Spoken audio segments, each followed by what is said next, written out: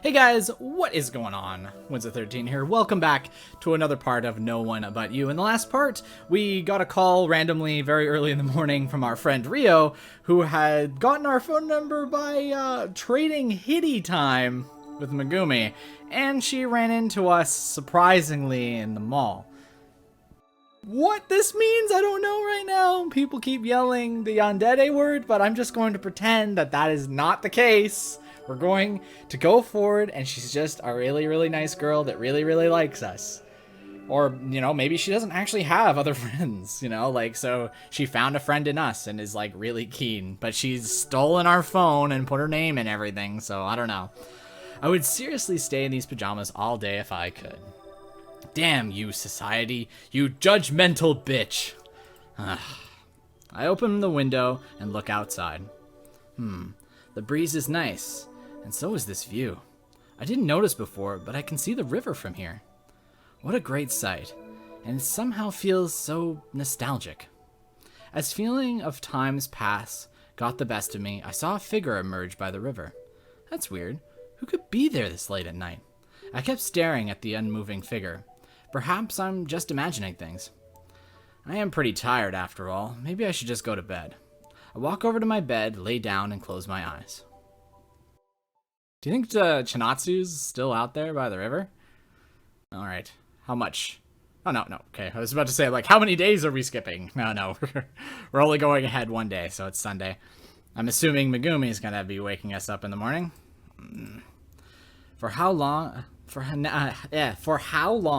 I been staring at this mirror? I don't know what it is, but today something feels wrong.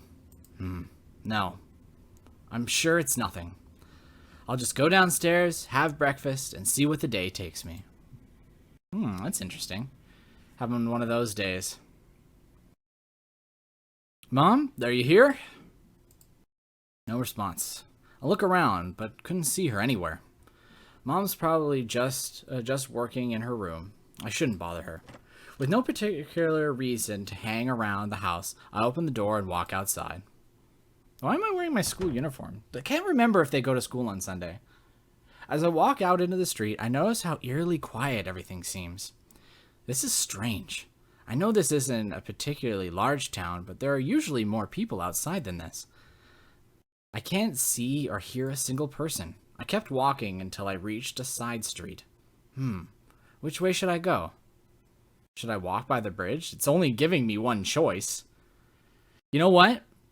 This is a dream, do you think? Do you think this is a dream? I guess I'll go by the bridge today. I kind of feel like I have to go by there this morning. After seeing that silhouette last night, it's almost as though something's calling for me. I turned right and started walking down the empty road. Oh, are we gonna run into something terrible? It's really quiet. The only thing I can hear is the wind blowing between the trees. There's no one here. That's strange. I was sure I saw someone here. I walked over to the bridge and started looking at the river. This was so weird. Everything is way too quiet. I haven't come across a single person today. It was rather nice at first, but now it's just creepy. I kept staring at my own reflection in the water. What's going on here? Why don't you just let it go? Huh? Who said that? I looked around, but there was no one to be seen. Yeah, this is a dream. With no other human image in sight, I looked back at my reflection. What in the world is going on here? What's the point of thinking about it? It's better this way. What are you talking about? The silence, the emptiness, not having to worry about anything, having no one left to hurt. What is going on? Who are you? The water is really nice, down at the bottom of this cold, deep, dark river. Why don't you join me? Are those words? As those words reached my ears, a hand came out of the water and started dragging me in. Yeah, no, this is totally a dream. Hey, let go of me! Why are you fighting it? You know this is better for us. Don't you trust me? I don't want this!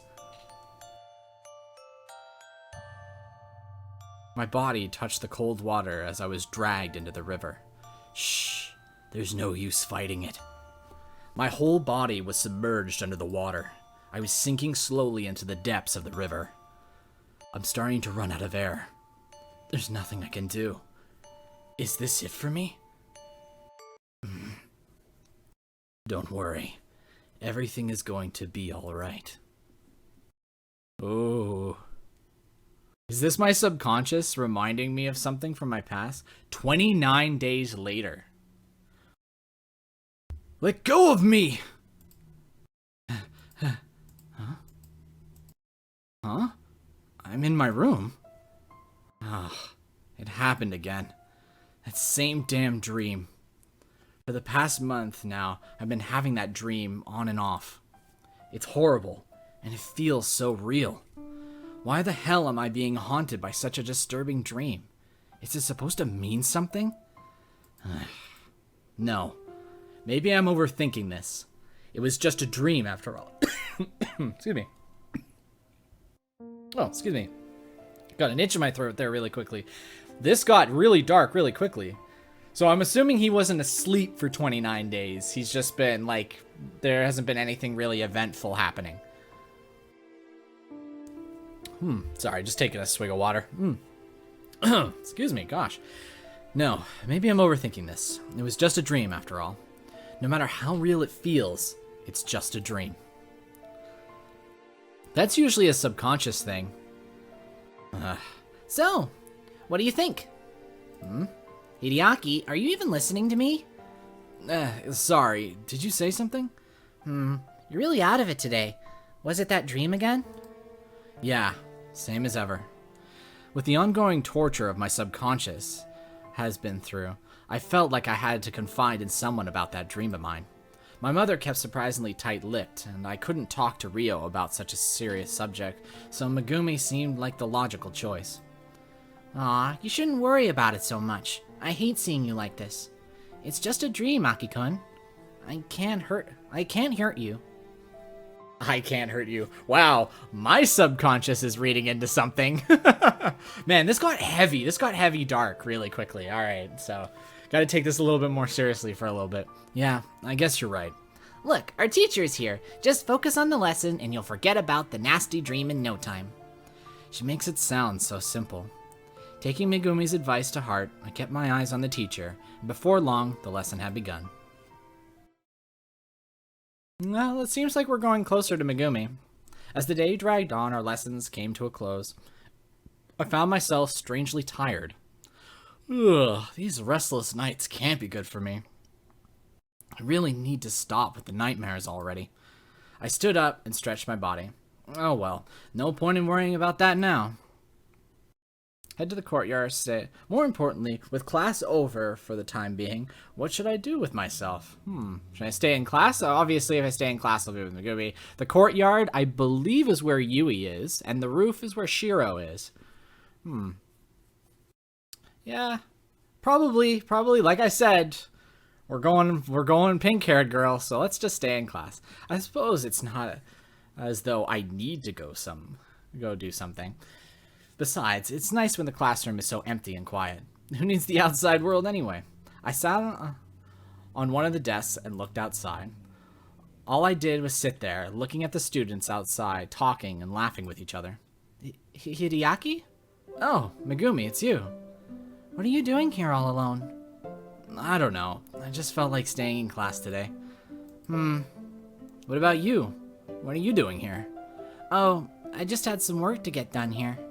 I see. What's with that half-assed lie? Megumi's definitely hiding something. She's worried about you, dude. Anyway, you still haven't given me an answer about joining my club. You mean the student council? Yep. I'm not sure. It sounds like a lot of work.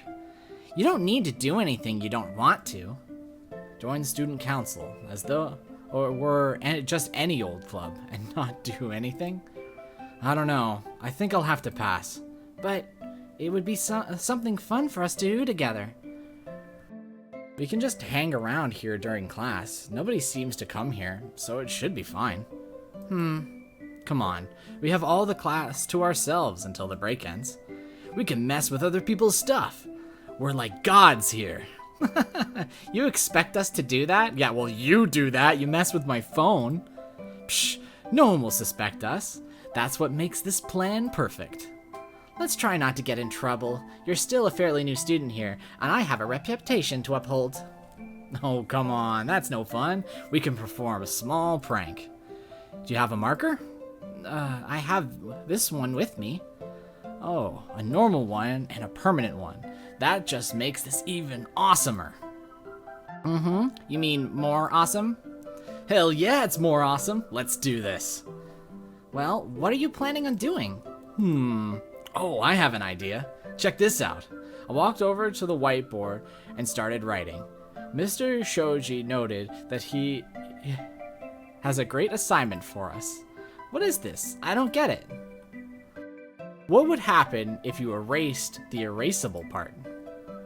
Oh. It will read, Mr. has a... Oh! Rudy started laughing. Oh my, Hideaki, you're so bad. You know it. Let's leave a mark. Evil masterminds always do that. Huh? Why? To mess with people, of course. What should I write? How about a plus sign with a heart on top of it? That sounds great. Didn't know you had it in you, Meg. I guess that's just what happens when I spend time with you. I'll take that as a compliment. I don't mean to brag, but Megumi and I have hit it off ever since I got here. Yeah, she has had a big part to play in that, but at the same time, it seems kind of natural, like just by the type of character she is, you know, or like how she's been portrayed so far. I'm interested. Making an enviable team, much to Rio's dismay. Now it begins. Let's return to our seats and watch. The students start coming back to class as we sat down. Some of them were confused when they looked at the whiteboard, but nobody gave it much thought. Here comes Mr. Shoji. Our teacher walked in the classroom and put his books on the table. Huh? What's this? I didn't write this. There are no assignments. I don't know why someone would think this is even funny. The teacher grabbed the eraser and walked towards the whiteboard. I looked at Megumi, who seemed to be having as much difficulty containing her laughter as I did. Let's get this off the board and start the lesson. Huh? What in the world? Mr. Shoji has a great... At that moment, everyone in the class burst into laughter, including Megumi and I. Even Mr. Shoji himself started laughing quietly. That was rather clever, I'll give you that. But we need to get this off before the principal sees it and someone gets in trouble. Let's not have this happen again. I'll go get something to clean this off. Megumi, you are in charge until I get back. No! No! Abort! Abort! Do not put her in charge! Abort!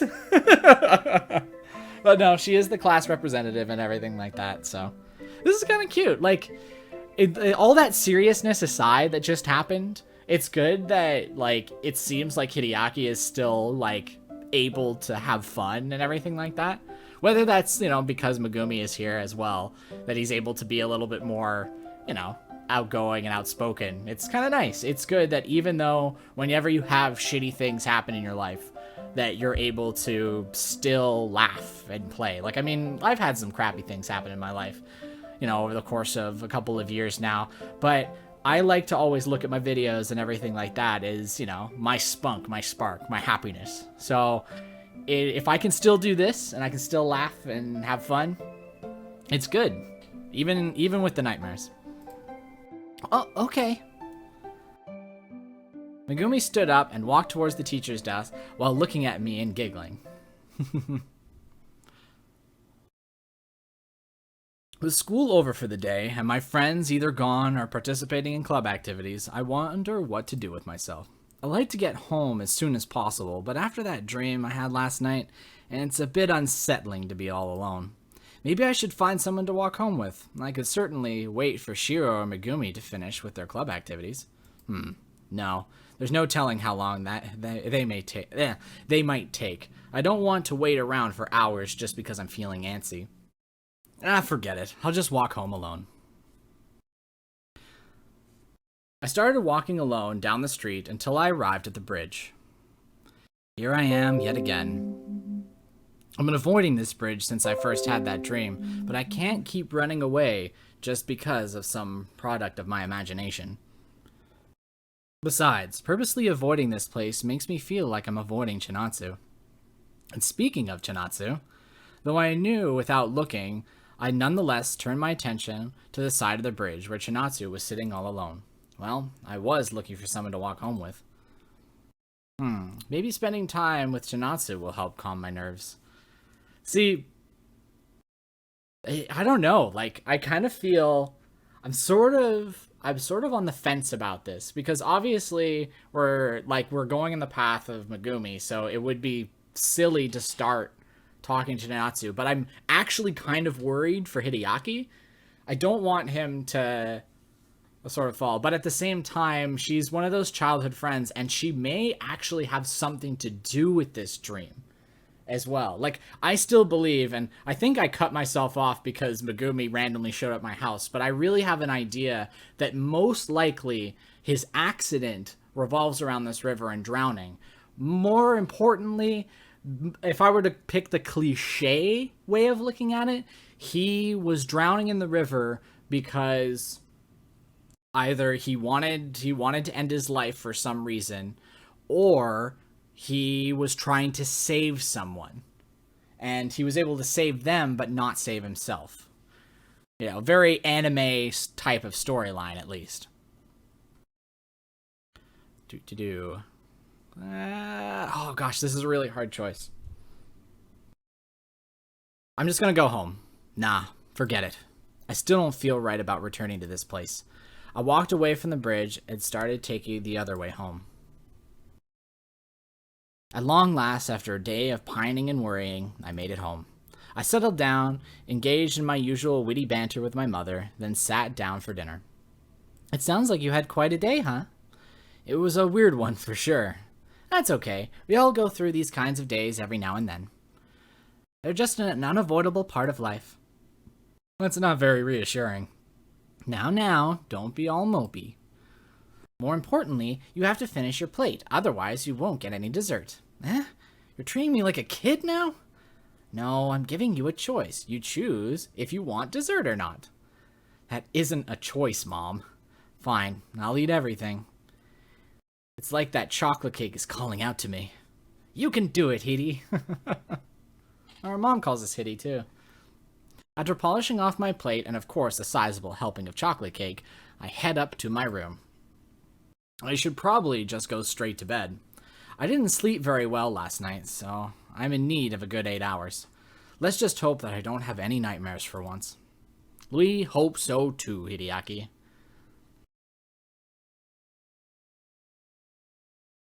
Skipping ahead a little bit more.